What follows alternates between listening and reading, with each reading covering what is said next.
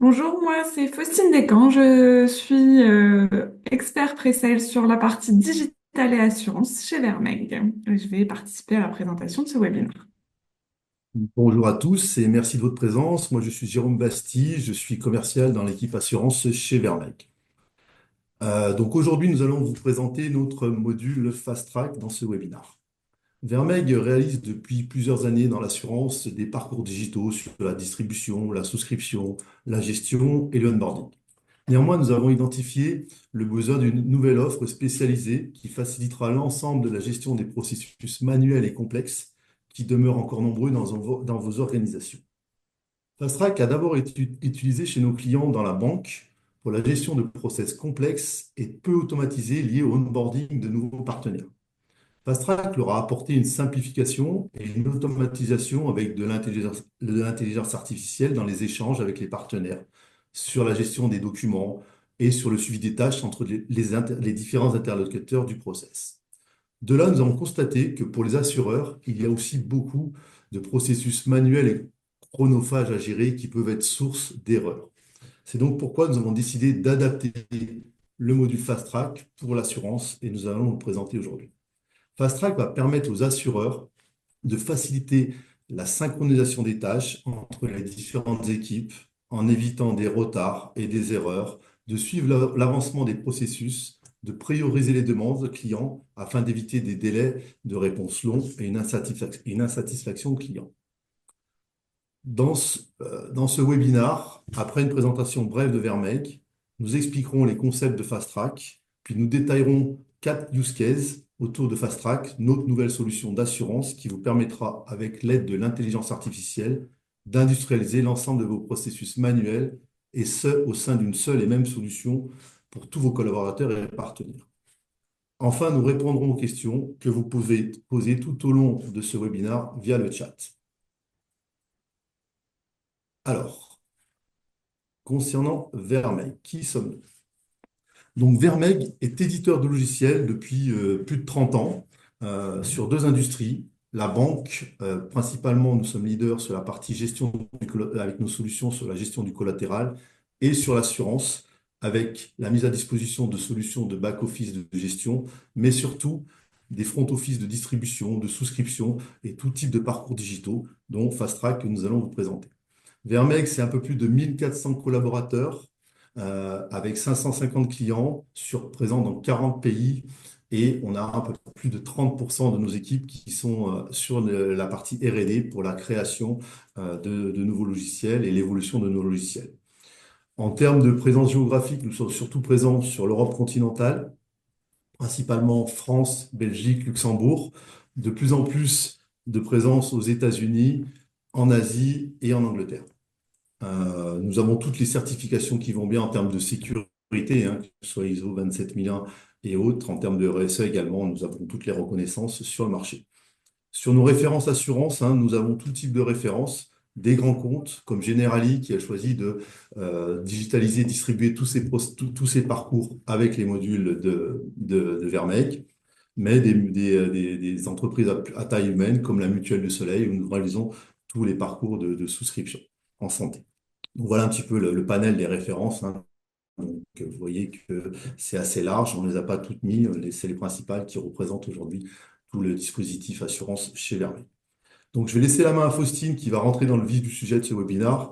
Vous pouvez présenter les concepts de Fast Track et les use cases et je répondrai ensuite à toutes vos questions à la fin de ce webinaire. Merci Jérôme. Pour commencer, on va avoir une vue un petit peu plus théorique et macro de ce que fait Fast Track. Fast Track, c'est un outil qui a été pensé pour l'assurance, pour rationaliser l'ensemble de vos processus. Donc, on le sait, en assurance, on a beaucoup de processus qui sont déjà digitalisés, mais il y a aussi beaucoup de processus qui sont euh, gérés soit manuellement, soit de manière papier, avec beaucoup d'interactions entre différentes équipes, un manque de traçabilité parce qu'ils sont à la croisée de différents outils dans votre organisation informatique.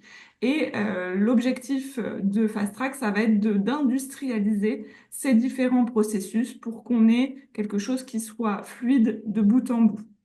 On en a profité pour proposer quelque chose où on ait une UX UI qui soit simple d'utilisation et qu'on puisse donner la main également aux clients. Donc, on va proposer une expérience facile pour les utilisateurs internes, mais aussi pour les clients ou les partenaires qui pourraient intervenir dans les différents processus que vous souhaitez industrialiser. Fast Track, ça va aussi permettre de récupérer de l'information, récupérer de la donnée, récupérer des documents, et on va utiliser pour pouvoir simplifier tout ça l'IA, et on rentrera dans le détail sur comment on va exploiter l'IA pour faciliter l'exploitation des données dans Fast Track. Enfin, un point important sur Fast Track, c'est que c'est un outil qui va s'intégrer dans votre écosystème, pardon, et qui va être simple à utiliser. L'objectif, c'est que vous ayez les personnes métiers et la main sur l'outil pour pouvoir le paramétrer, que vous n'ayez pas besoin soit de l'informatique ou même de Vermeil pour paramétrer un nouveau processus, pour changer un formulaire, changer une donnée. L'objectif, c'est vraiment que ce soit simple d'utilisation et que vous ayez accès directement à l'ensemble des fonctionnalités. Voilà un petit peu excusez-moi, la vue globale de Fast Track. Je vous propose de rentrer un petit peu plus dans le détail et on finira du coup par les 4 use cases dont a parlé Jérôme tout à l'heure. Fast Track va donc s'intégrer dans votre écosystème, comme je vous le disais. Ici, on a un exemple de façon d'intégrer Fast Track dans un écosystème où on a un CRM ou un autre portail qui pourrait amener de la donnée qui sera exploitée au niveau des différents processus. Et on peut se connecter à votre système d'information de façon générale, que ce soit un back-office qui nécessite de récupérer de la donnée ou d'aller en injecter, que ce soit un outil d'éditique, si vous souhaitez remonter des documents, que ce soit une GED, si vous souhaitez stocker les documents que vous récupérez dans les différents processus.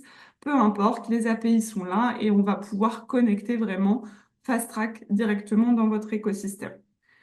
On va aussi mettre en place des outils de communication. Donc, je vous l'ai dit, c'est un outil qui a besoin qui va permettre de partager et de communiquer entre les différentes équipes internes ou externes. Donc, on a des outils de communication qui vont permettre de faire des SMS directement depuis la plateforme, des mails et même de déclencher des réunions Zoom ou Teams pour pouvoir réaliser cette communication. Dans certains processus, notamment tout ce qui tourne autour du KYC, par exemple, on va avoir besoin de récupérer de la donnée parfois externe pour pouvoir valider le KYC de nos clients, de nos partenaires. Et donc, on a des API standards qui existent, donc celles qui sont présentées à droite sur le schéma, le rating, l'AML, les news, et qui peut évidemment être élargie. Et si on rentre un petit peu plus dans le détail de Fast Track des fonctionnalités, qu'est-ce que c'est? On va avoir un dashboard qui va vous permettre d'avoir une vue globale de l'avancement de tous vos processus. L'objectif, je vous le disais, c'est d'industrialiser vos processus. On va donc choisir les processus sur lesquels on souhaite travailler, sur lesquels on veut industrialiser. Et quand on va se connecter sur les différents dashboards, on aura une vue globale de tous ces processus, ceux qui sont en cours, quel est leur avancement et quels sont les différents KPI sur lesquels on peut se baser pour pouvoir avoir une vue globale de l'ensemble de ces workflows. Et après, on aura un deuxième dashboard qui sera un dashboard particulier, excusez-moi, particulier par workflow qui permettra de dire bah, tel workflow est en cours et voilà son avancement. On a 3 grands types de fonctionnalités dans Fast Track. La partie gestion du workflow, c'est bien le principe même de Fast Track, c'est de pouvoir mettre en place des workflows dans lesquels on va pouvoir aller récupérer des données grâce à des formulaires, récupérer des documents. On aura aussi de la signature. On va rentrer dans le détail de l'ensemble, vous le verrez, des tâches qui sont possibles de paramétrer pour pouvoir identifier, identifier le processus. Et on va également avoir des tâches de renouvellement.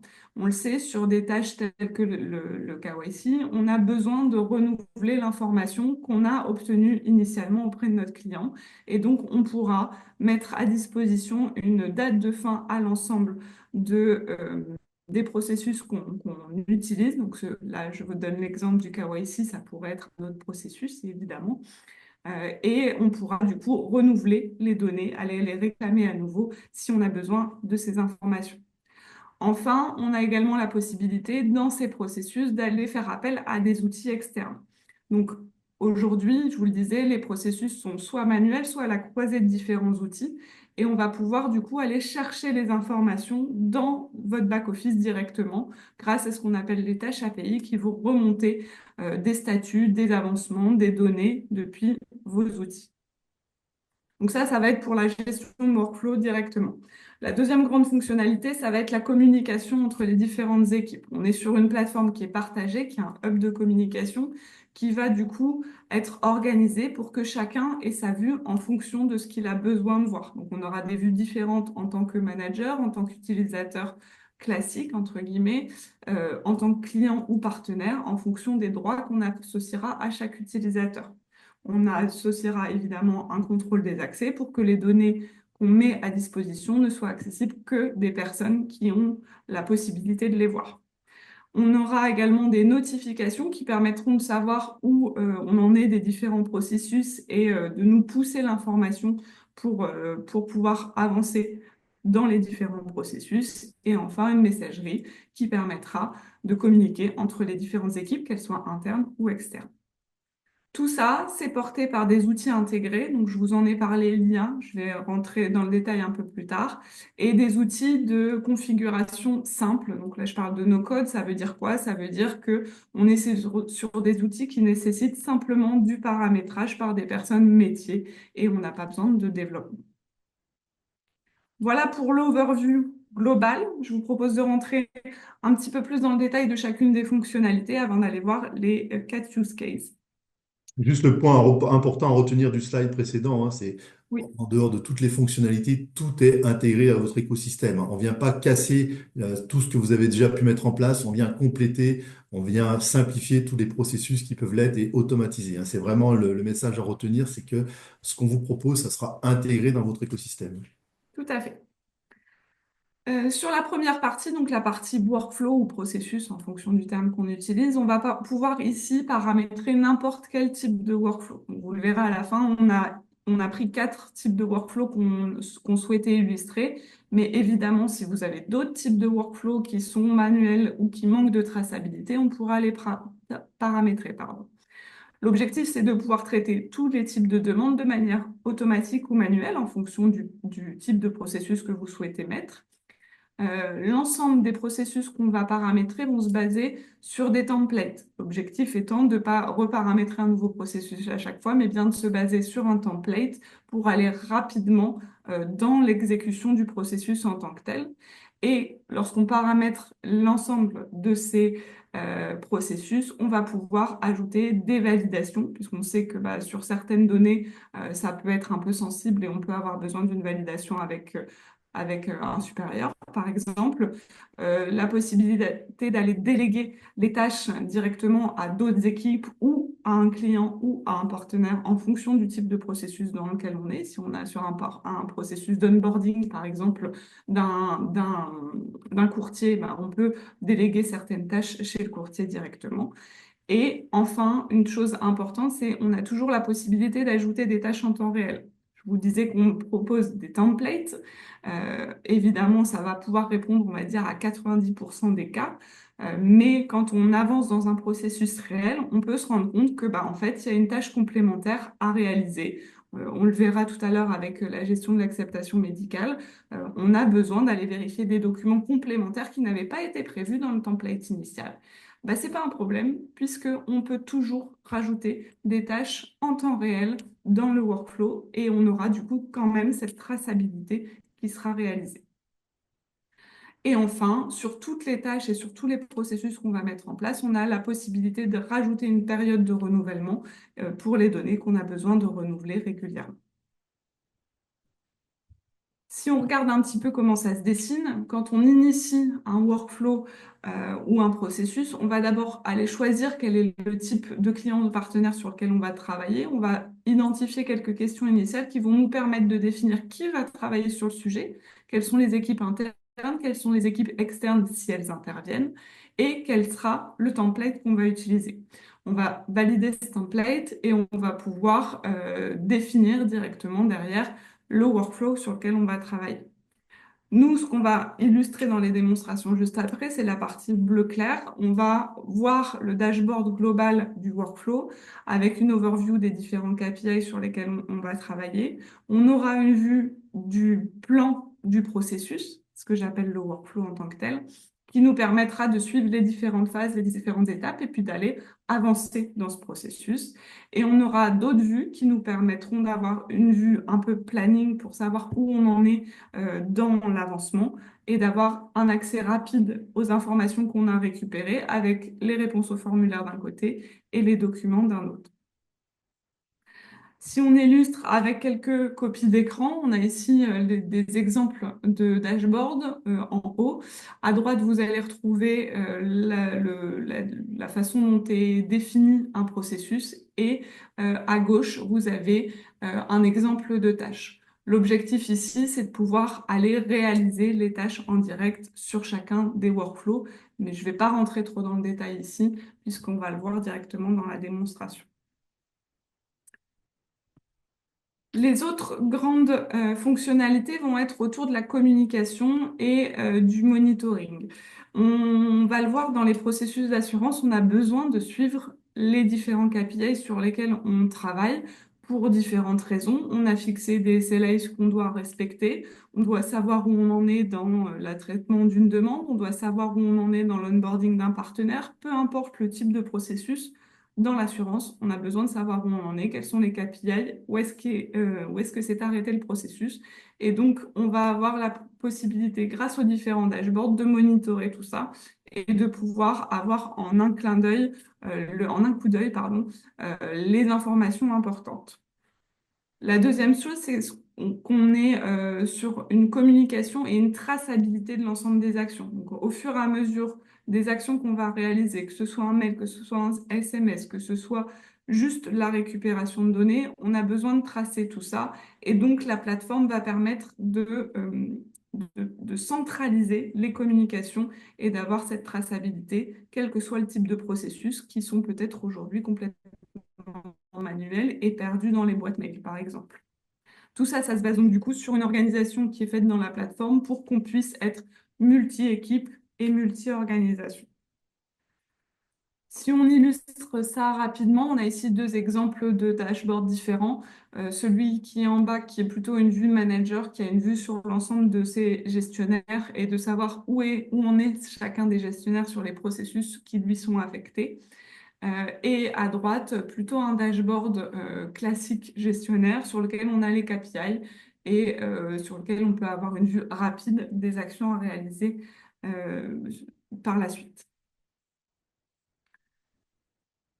Enfin, on va pouvoir aller faire de la gestion de données. Dans le principe de Fast Track, c'est d'industrialiser les processus, mais aussi de récupérer de la donnée, que ce soit de la donnée via un formulaire ou de la donnée via des documents. On a besoin d'exploiter la donnée qu'on récupère dans Fast Track. Pour pouvoir récupérer cette donnée, on a mis en place des simplifications, notamment grâce à l'IA, pour récupérer cette donnée. L'IA, elle va nous permettre quoi? Elle va nous permettre de récupérer des données de documents PDF qui ne sont pas structurés, que vous avez peut-être déjà, et dont vous avez besoin de récupérer cette information sans devoir tout ressaisir. Donc l'IA va nous permettre de lire l'ensemble de ces documents. L'IA va aussi nous permettre de récupérer de l'information qui est déjà dans la plateforme. Imaginons, on onboard un partenaire, on a déjà une fiche partenaire qui existe dans la plateforme. Donc, au moment de saisir les informations de ce partenaire, on ne va pas tout ressaisir.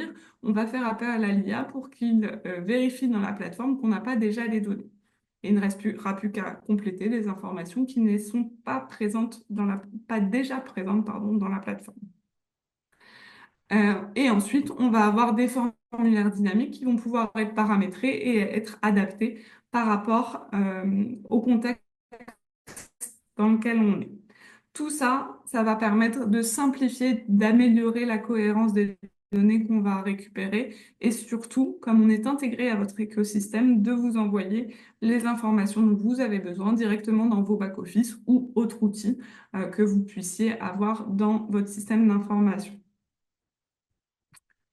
Et enfin, sur la partie configuration et intégration, l'objectif, c'est de rendre ça simple d'utilisation et à la main des métiers. Et donc, vous avez directement la possibilité d'aller configurer l'ensemble de vos produits, des services, l'organisation sur laquelle vous travaillez directement dans l'outil. Vous avez la possibilité sur chacune des tâches de mettre en place des règles, de définir quelles sont les affectations des processus, quelles équipes vont travailler sur quelles tâches, quels sont les documents à récupérer en fonction du type de processus sur lequel on est. Et on va pouvoir récupérer la donnée grâce à des formulaires dynamiques qui vont être saisis par les utilisateurs. On a aussi ici une possibilité de travail avec l'IA qui va nous permettre de récupérer des formulaires qui existent peut-être déjà chez vous, que vous utilisez soit de manière PDF, soit de manière papier. L'IA va nous permettre de les intégrer à l'outil et de les paramétrer automatiquement.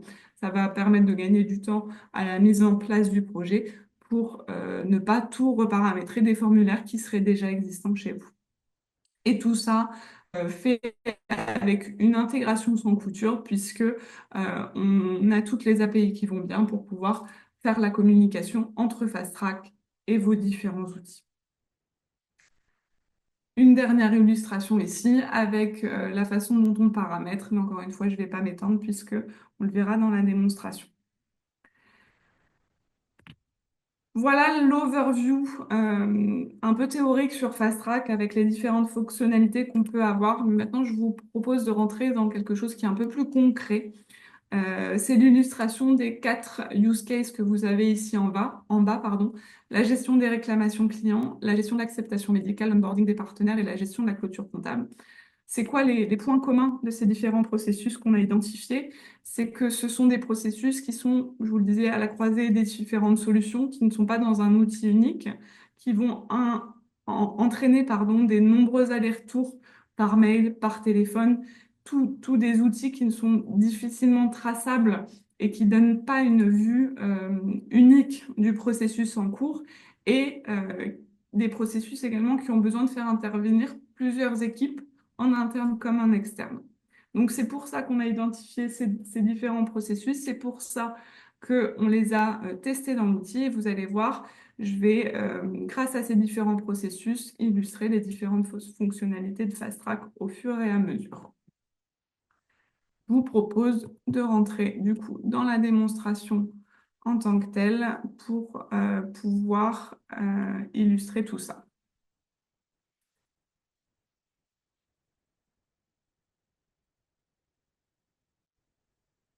Donc, si on rentre dans la démonstration, on va commencer par les dashboards avant de rentrer dans les use cases en tant que tels. Donc, évidemment, FastTrack, c'est un outil avec la possibilité d'avoir un rôle différent en fonction de ses identifiants. Et donc, on doit commencer par s'identifier pour aller s'y connecter.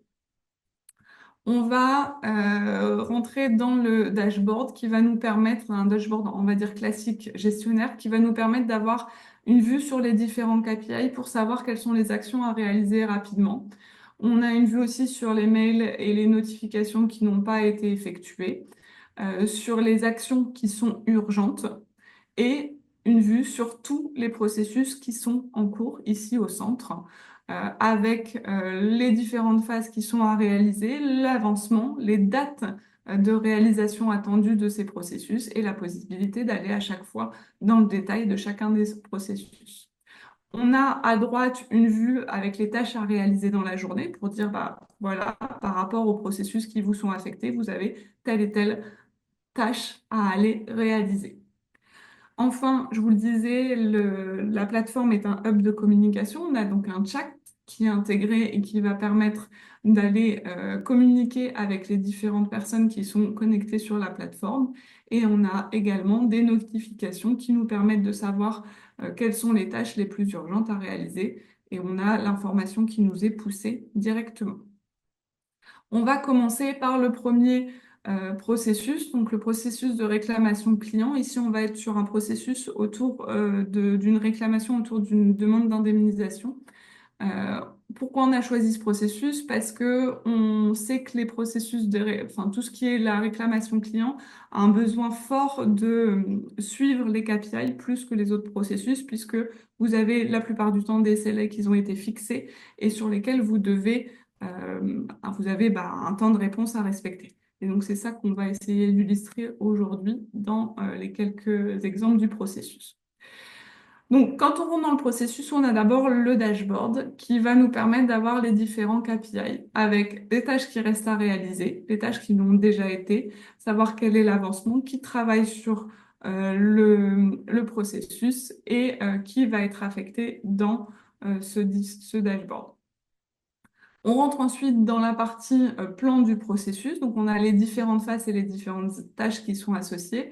Et on voit qu'on a la date ici qui est présentée, à laquelle elle devait être réalisée, à laquelle elle a été réalisée et le temps qui est attendu pour pouvoir réaliser cette tâche. Tout ça sont des choses qui sont paramétrables initialement en fonction des SLA que vous avez fixés. Si je continue dans les vues avant de rentrer dans le processus réel, on a une vue Gantt qui nous permet d'avoir une vue globale. On a aussi une vue liste. Là, ça va vraiment dépendre de la façon dont vos collaborateurs aiment travailler. Ils vont pouvoir choisir la vue qui les intéresse le plus. Et on va pouvoir aller voir les réponses obtenues rapidement dans forme et dans document.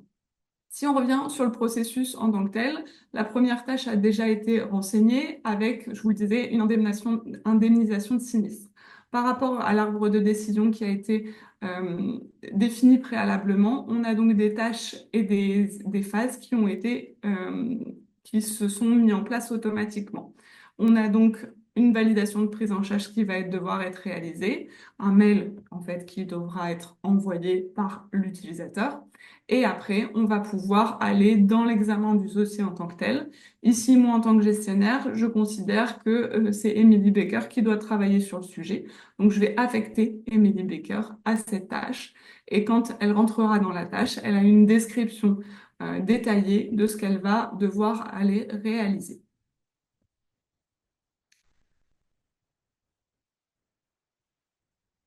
On a donc l'ensemble des tâches et à l'analyse du dossier, je considère que les tâches standards du template ne suffisent pas et que j'ai une revue de documents complémentaires à aller faire par un gestionnaire ou peut-être même par un expert qui n'a pas été assez dans le détail par rapport à ce que moi, assureur, je vais attendre. Et donc, je vais pouvoir aller créer une nouvelle tâche dans laquelle je vais associer un titre qui est parlant et dans laquelle je vais pouvoir mettre une description détaillée de ce que j'attends. Je paramètre également ici si j'ai besoin d'une validation complémentaire ou si c'est une tâche entre guillemets simple réalisée par la personne qui est affectée. On peut également mettre cette tâche en privé ici pour qu'elle ne soit visible que par certains utilisateurs. On va ensuite aller définir la date de début de cette tâche et la durée pardon, de cette tâche pour qu'on puisse justement respecter et suivre les SLA via les KPI qu'on va remonter à la réalisation de ces tâches. Donc, on a bien la tâche qui a été créée par rapport aux différentes informations que j'ai renseignées ici. Voilà pour les informations que je voulais mettre en avant sur la partie réclamation client.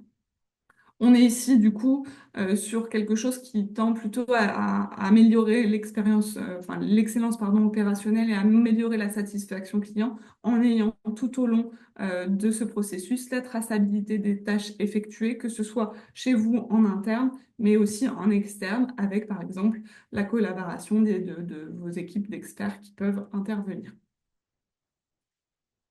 Le deuxième processus que je voulais vous montrer, c'est un processus d'acceptation médicale où ici, on va plutôt essayer de suivre les échanges avec le médecin conseil dans lequel on a de la récupération d'informations qui vont évidemment être sécurisées on est sur des données qui sont plutôt sensibles. Donc, si on rentre sur le processus d'acceptation médicale, on va de la même façon avoir le dashboard et on voit qu'ici, j'ai déjà préaffecté les tâches aux différents intervenants. que ce soit le gestionnaire en tant que tel, le client ou le médecin conseil qui va pouvoir intervenir sur les différentes tâches. J'ai un questionnaire médical simplifié à renseigner, mais on sait que je l'ai déjà reçu en PDF par un autre moyen. Et donc, plutôt que d'aller ressaisir l'ensemble des informations, je vais aller chercher ce document sur mon poste pour l'intégrer et qu'il soit lu par l'IA pour qu'on puisse renseigner l'ensemble des réponses. Donc, vous allez voir ici, c'est un PDF qui n'est absolument pas structuré. Donc, on voit une liste de questions avec les réponses qui y sont associées. Et donc, en ouvrant ce document, on va avoir l'IA qui va intervenir et qui va, évidemment, comme on est sur les vérifier que les réponses nous paraissent cohérentes par rapport à ce qu'on a dans le document, et on peut modifier si on considère qu'une réponse est fausse ou mal interprétée. Une fois qu'on a lu ce document, on a donc l'ensemble des données qui sont récupérées et on va pouvoir aller valider cette tâche en soumettant les données qu'on a récupérées dans le formulaire.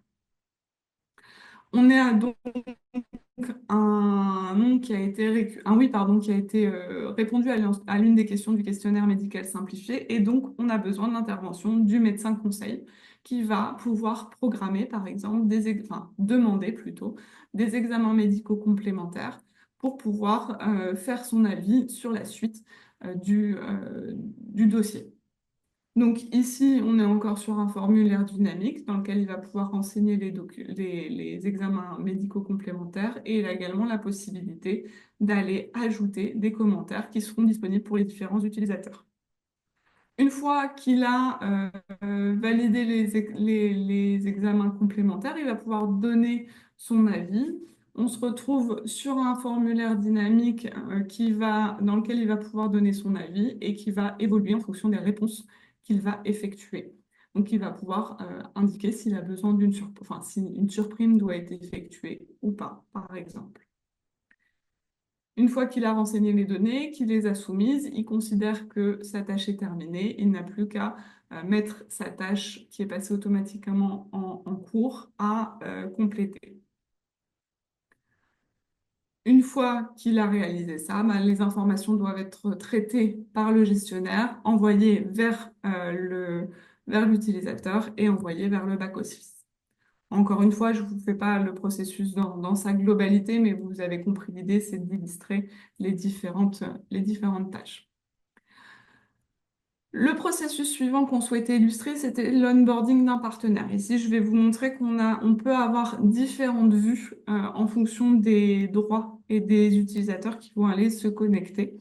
Et on va pouvoir récupérer l'ensemble des informations nécessaires pour onboarder un courtier, par exemple, qui distribuerait nos produits. Donc ici, on a deux utilisateurs, le gestionnaire et le qui vont avoir accès au plan d'onboarding, hein, donc au processus.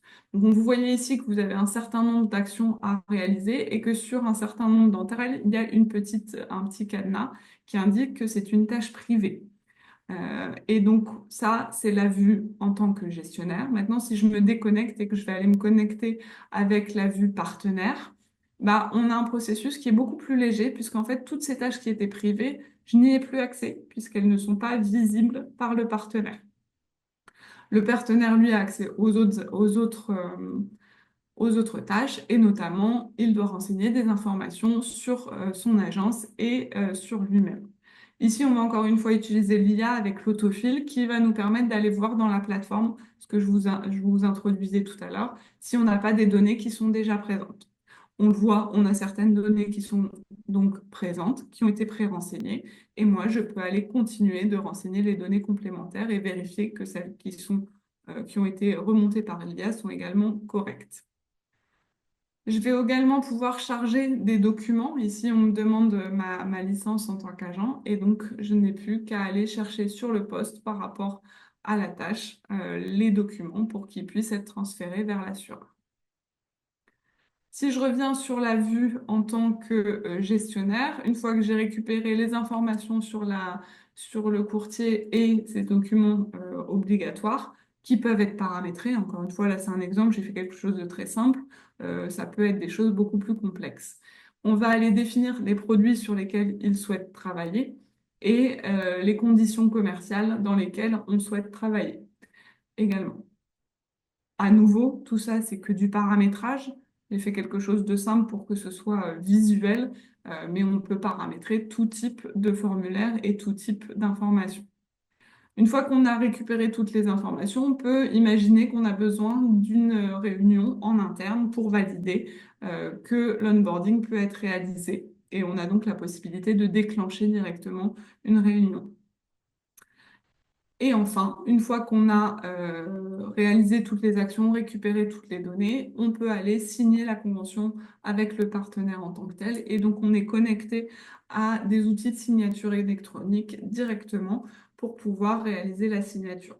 Donc, on rentre les informations qui concernent le signataire, on télécharge le document, par exemple si on est en lien avec votre outil d'éditique, et on fait la demande de signature.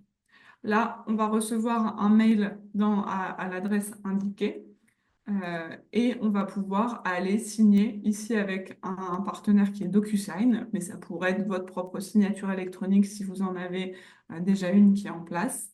Et on va renseigner le code unique qui a été envoyé par SMS, pardon, pour pouvoir accéder au document et pouvoir aller le lire, le signer, pardon. On signe le document. Une fois que c'est signé, vous allez voir que directement dans la plateforme, on a l'information comme quoi le document a été signé. Il était en pending signature, il va passer en signé. Et on le voit bien ici, il est passé en signé. J'ai donc ma convention qui est validée. Je vais pouvoir finaliser les informations. Tout ça va être transmis vers votre back-office. On va pouvoir former le partenaire et lui donner accès aux différents parcours qu'il va utiliser pour vendre vos produits. Le dernier exemple qu'on voulait illustrer, c'est la clôture comptable. Vous allez le voir ici, si on est sur un processus où on va coordonner les différentes équipes. On est sur un processus qui est long et complexe, on le sait chez les assureurs. Et donc, on va plutôt suivre les différentes étapes que récupérer de l'information. Les trois processus que je vous ai montrés jusque-là, on avait besoin de récupérer des données, on avait besoin de récupérer des documents, de communiquer avec le client. Là, on est plutôt sur un processus purement interne où on a besoin de savoir où on en est parce que la plupart du temps, ce processus-là, il est géré dans plein d'équipes différentes. Les informations ne se transmettent par mail ou par téléphone uniquement et on n'a aucune traçabilité et on a difficulté d'accélérer la réalisation de ce processus. L'objectif de Fast Track, c'est ça, c'est de le rendre moins fastidieux et moins complexe en ayant un suivi et une traçabilité du processus en tant que tel. Donc, si on revient sur le dashboard, on voit qu'on a énormément d'intervenants qui vont venir dans ce processus-là. Et si on rentre sur le processus en tant que tel, on a beaucoup, beaucoup de tâches qui vont être proposées avec chaque tâche qui va être affectée à des personnes différentes. Donc ici, on va aller faire l'ensemble des étapes du processus comptable, que ce soit la revue des comptes, les provisions, que ce soit les rapprochements des comptes, etc., etc. Je ne vais pas vous faire le détail d'une clôture comptable. Vous avez ici l'ensemble des tâches et les utilisateurs vont venir indiquer à chaque fois qu'ils avancent sur une tâche et la possibilité également d'aller mettre des commentaires dans chacune des tâches pour que on puisse savoir où ils en sont, quels sont les points de blocage et qu'on ait vraiment une vue globale du processus en tant que tel. Donc là, on va pouvoir illustrer la possibilité d'ajouter un commentaire sur, par exemple, ici, le rapprochement des comptes bancaires. Je peux aller préciser que je suis encore de réalisation et qu'on peut attendre que cette tâche soit réalisée pour pouvoir réaliser la suivante. On rajoute le commentaire et une fois qu'il est rajouté, l'ensemble des utilisateurs ayant accès pourront visualiser ce commentaire et pouvoir avoir l'information. Mais comme vous le voyez, il y a beaucoup de tâches. Donc, ça peut être parfois un peu compliqué de lire et de savoir quelles sont les tâches à effectuer pour moi en tant qu'utilisateur. Donc, on a également la possibilité d'aller faire une recherche pour retrouver la tâche sur laquelle on doit travailler. Donc, je vais ici faire une recherche pour chercher toutes les tâches qui me sont affectées à moi, Faustine. Et donc, je retrouve uniquement les tâches ici que je dois réaliser. Ça me permet d'avoir une vue beaucoup plus simple et de pouvoir aller directement à ce qui me concerne. Enfin, la dernière chose importante dans ce processus, c'est qu'une fois qu'on a réalisé tout le processus, que toutes les tâches ont été effectuées, bah, on a besoin d'une trace de ce qui a été effectué. Alors, vous avez peut-être déjà un outil qui le fait, ou vous n'en avez pas. Et si vous n'en avez pas, à ce moment-là, on a la possibilité d'aller charger l'ensemble des pièces qui ont été produites pendant la clôture. Alors ici, j'ai fait, comme je vous le disais encore, quelque chose de simple. On n'a que 2 documents. On sait que dans les clôtures qu'on a, il y en a beaucoup plus. Et donc, vous avez une vue globale de l'ensemble des documents qui ont été chargés et qui sont accessibles à tout moment dans le cadre du processus comptable. Voilà pour les 4 processus qu'on souhaitait vous identifier, vous présenter. Maintenant, je vais rentrer un petit peu dans l'envers du décor de façon rapide avec comment on présente, enfin comment fonctionne le paramétrage du workflow en tant que tel et des formulaires. Donc, la partie paramétrage d'un workflow va commencer par identifier quel est le type de workflow sur lequel on va travailler, on va donc le nommer, et quelle va être sa durée. Et là, ça va dépendre des KPI sur lesquels on va travailler. On va commencer par créer les phases sur lesquelles on souhaite travailler et de la même façon, on définit la date de début et la durée de chacune des phases pour qu'on puisse suivre les différentes SRI. Dans chaque phase, on va ajouter des tâches qui peuvent venir d'un template qui existe déjà ou on va aller les créer de bout en bout. Cet écran, il devrait vous rappeler quelque chose. C'était la tâche qu'on ajoute en cours de processus. C'est exactement le même écran qui va nous permettre d'aller créer les tâches de bout en bout au début pour la création des templates. On va définir du coup ici, comme je vous le disais tout à l'heure, le type de tâche sur lequel on va être, le temps et les KPI sur lesquels on va se baser.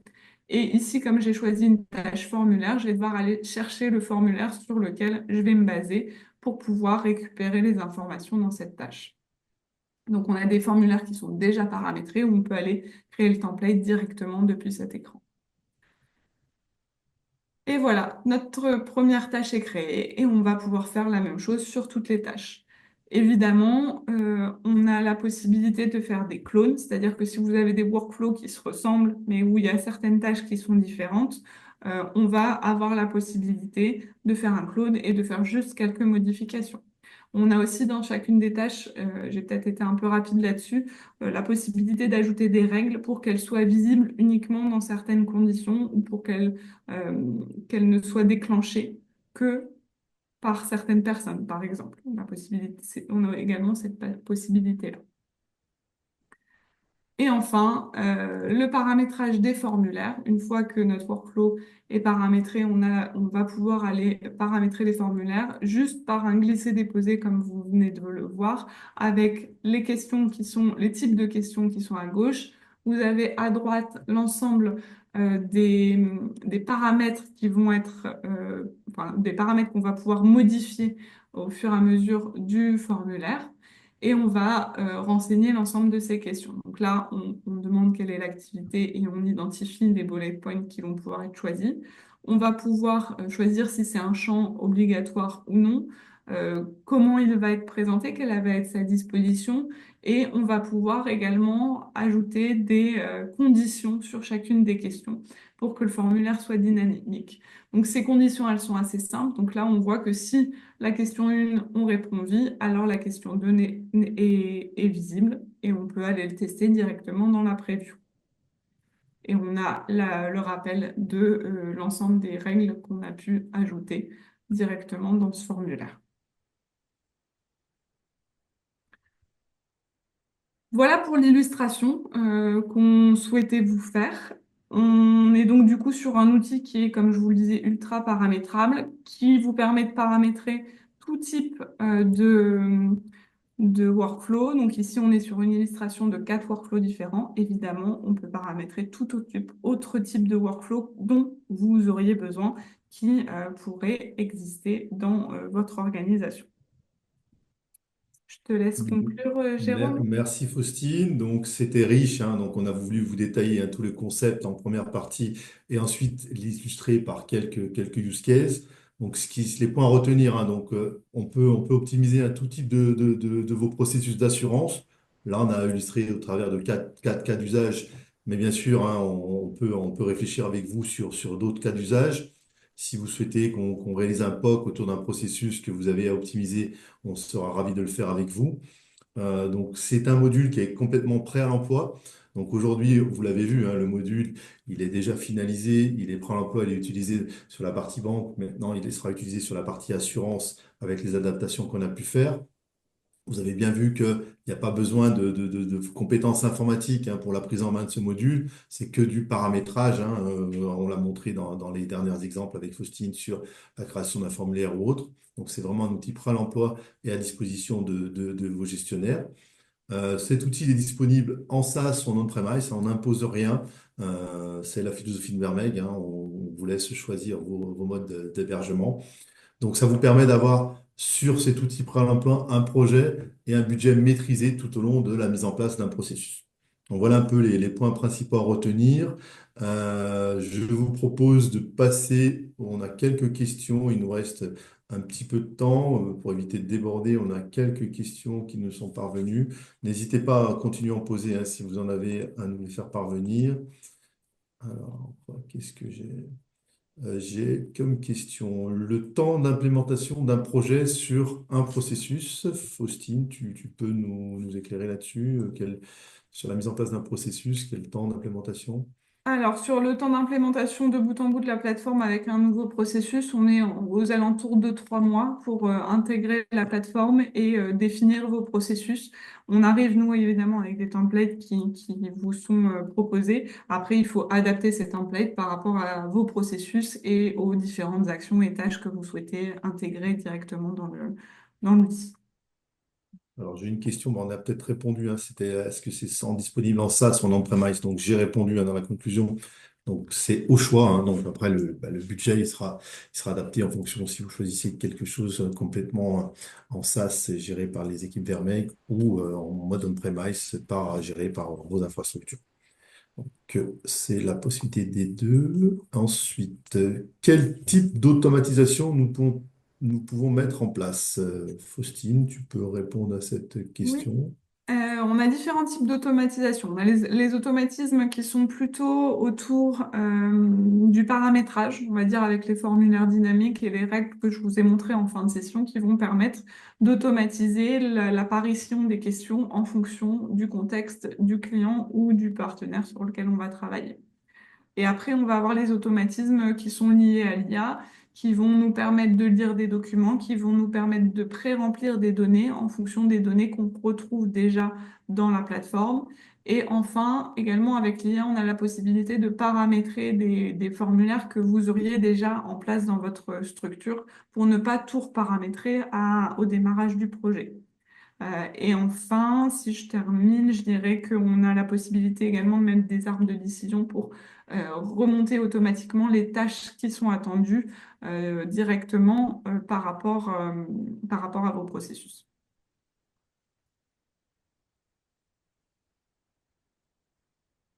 J'ai une autre question. Qui sont les utilisateurs de la solution? Généralement, c'est les gestionnaires, c'est la MOA. Est-ce que tu peux nous éclairer là-dessus? Qui est l'utilisateur de la solution? Alors, on est souvent sur plutôt des gestionnaires. Ça va être l'objectif de faciliter leur travail. Après, ça va dépendre du type de processus sur lequel vous souhaitez utiliser Fast Track pour industrialiser. On le voit par exemple sur une clôture comptable, bah, on peut avoir à la fois des gestionnaires, des personnes comptables, des personnes qui viennent de différents services. Mais sur les processus, on va dire plutôt classiques, type onboarding ou gestion des réclamations, on sera plutôt sur du gestionnaire ou de la MOA, oui. Merci Faustine. J'ai une autre question. Pouvez-vous nous expliquer les interactions prévues avec Vego, tout particulièrement pour exposer aux apporteurs certaines informations, statut des demandes, des pièces justificatives? Alors aujourd'hui, dans l'ensemble, enfin, la plateforme, elle est complètement intégrée avec des API. Donc l'objectif, c'est de pouvoir remonter, alors, j'espère que je comprends bien la question, hein, de pouvoir remonter les informations sur des outils externes, si c'est pour transférer l'information aux apporteurs, ou bien directement mettre à disposition la vue apporteur, comme on l'a vu dans la partie onboarding, où il va pouvoir suivre complètement le processus et donc il a une vue directement sur le dashboard et sur le plan du processus pour savoir où en est sa demande, comment a avancé son processus et quelles sont du coup les pièces qui ont été récupérées, quelles sont les données qui ont été récupérées et est-ce que ma validation d'onboarding a été réalisée. Alors, je ne sais pas si ça répond exactement à la question. N'hésitez pas après, si vous souhaitez des compléments d'information, on se fera un plaisir de planifier un échange avec vous hein, sur tout type de questions et toute démonstration complémentaire. J'ai une autre question. Avez-vous un modèle de processus gestion bout en bout de la réception de la demande par mail jusqu'à l'envoi de l'avenant au client? Un exemple à montrer. Alors aujourd'hui, là, j'ai pas d'exemple que j'ai paramétré par rapport à ça. Par contre, comme on travaille dans d'autres cadres sur des processus comme ceux-là, on pourrait tout à fait le paramétrer pour pouvoir vous l'illustrer. Ce serait tout à fait possible, en effet. Mais là aujourd'hui, j'en ai pas paramétré. Donc, on pourra en paramétrer un si vous le souhaitez, Madame Capart, sans problème, hein. On reste à votre disposition pour vous montrer ça. Je n'ai plus de questions, donc je propose que nous clôturions cette session de webinar. En tout cas, merci à tous. Merci Faustine pour cette présentation très claire. Merci pour votre participation. Et comme je le disais, hein, n'hésitez pas, on va vous envoyer de toute façon un lien pour le replay du webinar, les supports comme demandé, et on reste à votre disposition. On vous sollicitera si vous souhaitez avoir des informations complémentaires et des démonstrations sur des use cases qui vous tiennent à cœur et aujourd'hui sur des problématiques de processus que vous avez à gérer dans vos organisations. Merci à tous et bonne journée. Au revoir.